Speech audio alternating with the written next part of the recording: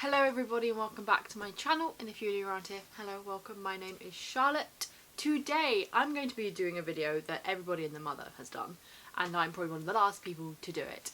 But that is the Anti TBR tag, created by the wonderful Nicole on her books. I love Nicole, she's so sweet. I will be linking her channel and her original video in the description below. Everybody's been doing this video because sometimes you just need to talk about, you need to get out your system, the books you're never going to talk about and that you're never going to read on your channel. So I'm going to be going through the questions and talking about the books that I'm just not going to read or have no interest in. I do just want to preface this video saying that I'm somebody who never usually says, oh, I'm never going to read that book, and coming up with answers to these questions was quite hard. I think eventually I just kind of needed to realise that if I say now that I'm not going to read this book or I'm not interested in this book, maybe in the future I might, we never know. But right now, not interested in them, don't want to read them, and I'm sorry for any controversial opinions. So I'm just going to get on with the tag, jump into the questions and talk about the books that I'm just not going to read. So the first question is a popular book everyone loves that you have no interest in reading. It took me a while. It did take me a hot second to come up with some books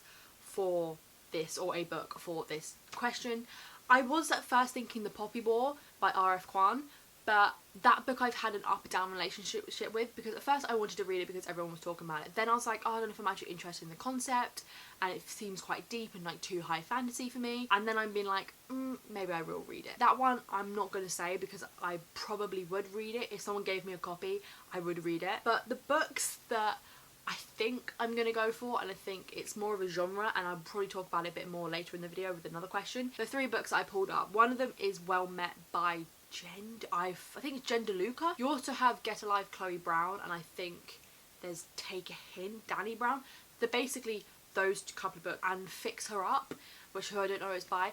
Basically that sort of genre and those sort of books I just don't think that I'm gonna read, and a lot of people love them. Obviously it's a very specific set and a specific group of people, but I do see them floating around on BookTube quite a lot.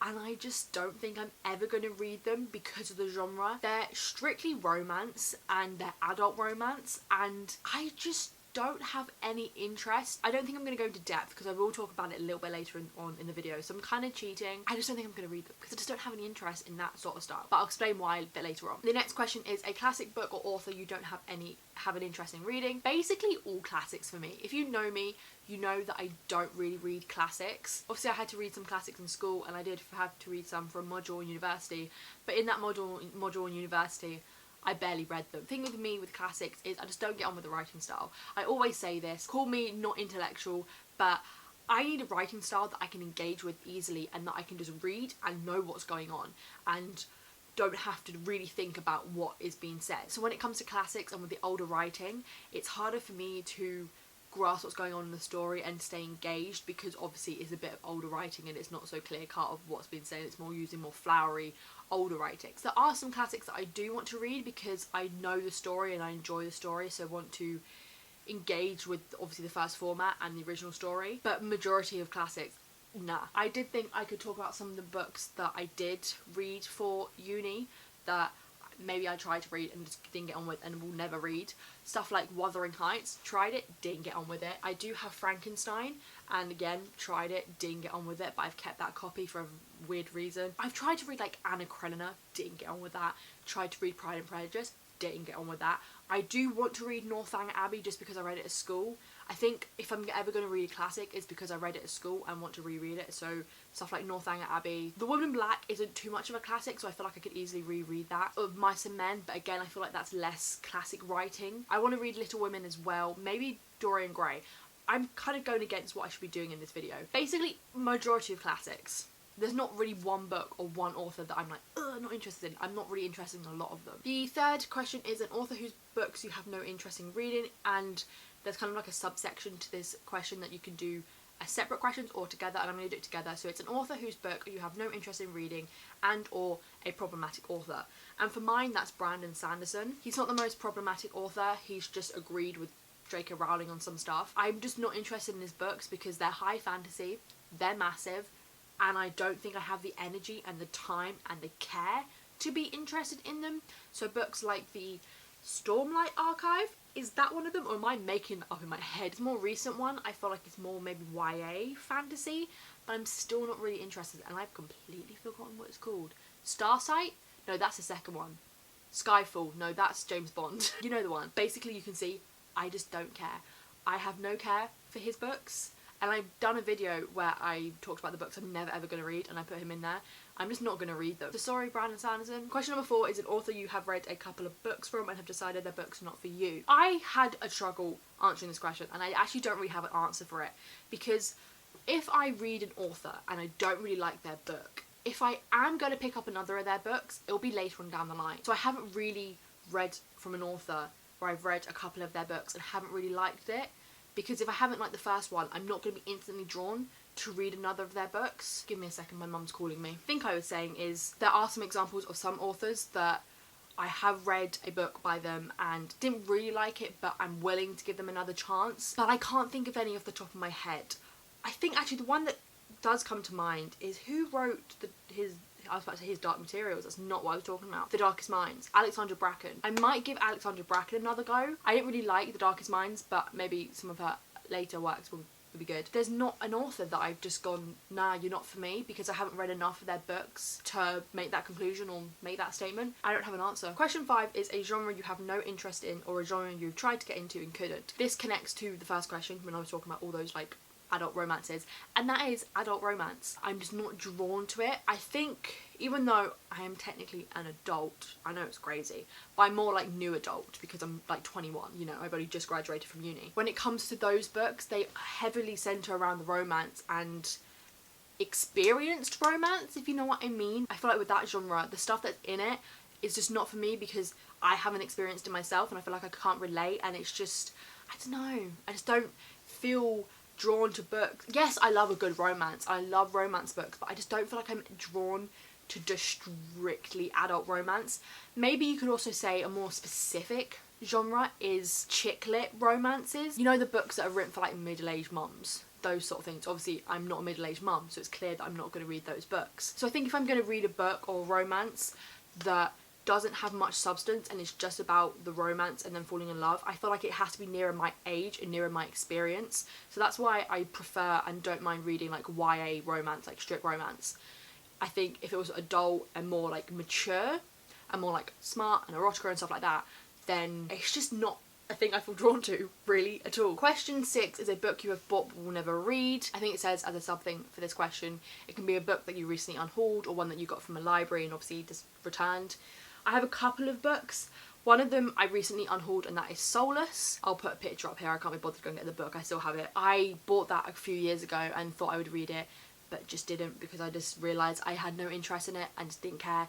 Even if it is steampunk vampires. I had it for years and never picked it up, so I just don't feel like I'm ever going to read it. Another book is Fangirl. I bought that a couple of years ago because obviously everybody loves Fangirl. Then I realised I don't really care and I don't want to read from Rainbow Rowell. Question number 7 is a series you have no interest in reading or a series you have started and DNF'd.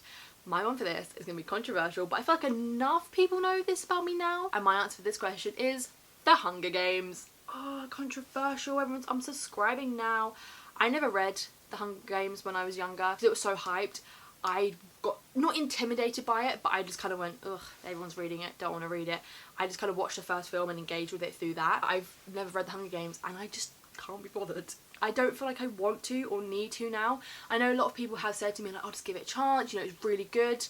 And great, if you think it's really good, like good for you. I'm not denying that it's not good. I just have no pull and no interest in reading it now, because if I wanted to read it I would have done it by now. So I'm sorry for every single Hunger Games stan out there who is basically everybody on BookTube, but I just don't care and I don't want to read it, and I didn't even try to read it. I owned it once. I've got a book from a charity shop and had it hoping I might read it, like I might pick it up one day, but I never did. I was even thinking of doing a video where I read The Ballad of Songbirds and Snakes without having read any of the Hunger Games books, but I was like, I'm not spending like at least 10 quid on a book that I don't care about. And the final question is a new release you have no interest in reading.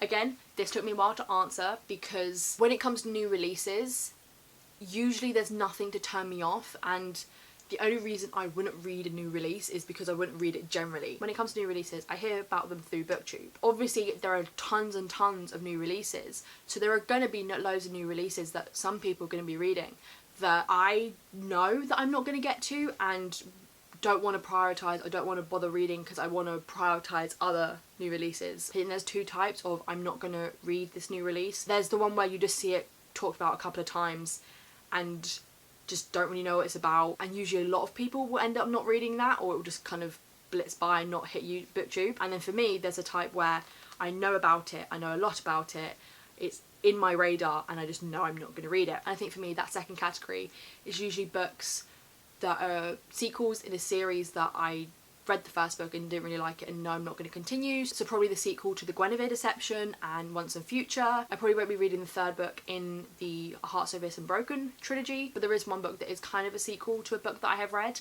that I know I'm not going to read it, and I was going to, and my mum was going to, but I kind of told her that she shouldn't, and it is kind of for a controversial, problematic reason, and that is Silke's Journey. I think that's how you pronounce it, and that is kind of the sequel slash companion slash follow-up to The Tattooist of Auschwitz. I really enjoy The Tattoo of Auschwitz, and I was wanting to read Silke's Journey, but then I heard that the author wrote this story about the life of this person without going to the family, without doing any research really, and just kind of making up this story, or making up what she thought was this story about this real life person who experienced living in a concentration camp. So I just heard that and was just like, I don't want to read it now. I think the main thing for me was like, I don't want to give this author my money if they haven't even gone to the family. This is a real life person who experienced something horrendous, and you're not going to go to the family to even get some basic information and to get their story and to get even permission to write a story about their relative. So that's why I'm not going to read it. I was even like flicking through other people's Anti TBR Tag videos, and then just started watching a load of booktube just to see if I can find any new releases that I'm going, nah, I don't want to read that. But then that kind of fell into the other category of I've heard one thing about them and don't really know much about it, so I'm not even thinking about it or don't really care about it. It's kind of hard to explain, but I feel like there are two types of I'm not going to read this new release. I think it makes sense. I hope it makes sense. It makes sense in my head. Like most things. Majority of the things I say make sense in my head, but might not make sense when I say them. But that is the last question, so I will finish it there, wrap this video up.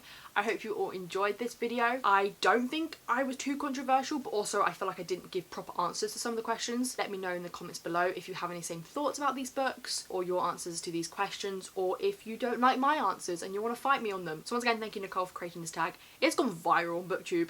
Everybody and their mother is doing this tag, and I'm so proud of Nicole for that. Like, I'm so happy for her because it's what she deserves. Nicole makes really great content. If you haven't subscribed or you don't know Nicole or you don't watch her content, you definitely should. She does really unique reading vlogs. She's done ones when she reads a lot of retellings of some like classic stories. She's currently doing a vlog series where she looks back on the TBRs that she's made for this year and see which book she has and hasn't read from that TBR, and then sets herself the challenge for that week to read the books that she hasn't read so she can kind of like clear her TBR. It's brilliant. She's great.